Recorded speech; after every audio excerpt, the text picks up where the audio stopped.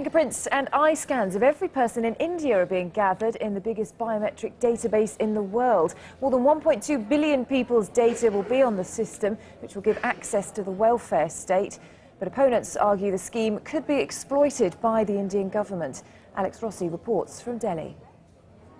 This is an enormous task. The fingerprints and eye scans of every Indian in the country are being taken and collated into an online database. When complete, everyone will have a unique 12-digit identity number. It'll enable them to access India's vast and unwieldy welfare state. 78-year-old Chandra is one of the first in line at this biometric data collection point outside Delhi. He believes the scheme will stop corruption and help the poor get their benefits. There will be some source to stop the corruption. That will be the basic reason for stopping the corruption in India. As India gets richer, it's spending more in an attempt to lift the poor out of poverty.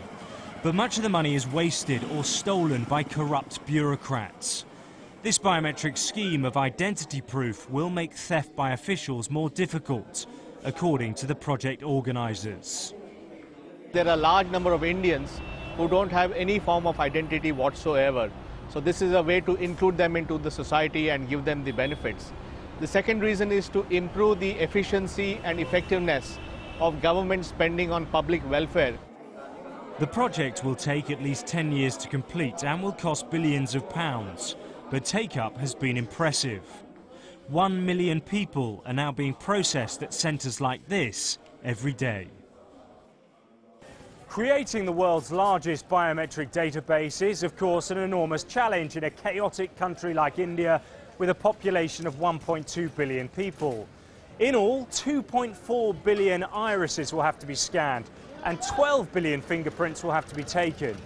But critics of the programme argue it's not so much about fighting corruption, but what it will do is give an overbearing state even greater powers to abuse.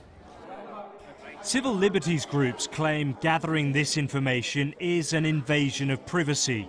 Campaigners like Sanjay Parikh are now urging Indians to boycott the identity project. Once you collect that information, then all the time that person will be under some kind of surveillance. And whether that information will be kept in our country secret or it will be passed on to different companies and other countries as well. Organisers, though, say the database, which includes the biometric details of children and adults alike, will remain confidential.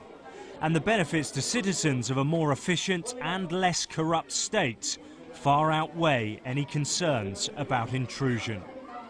Alex Rossi, Sky News, Delhi.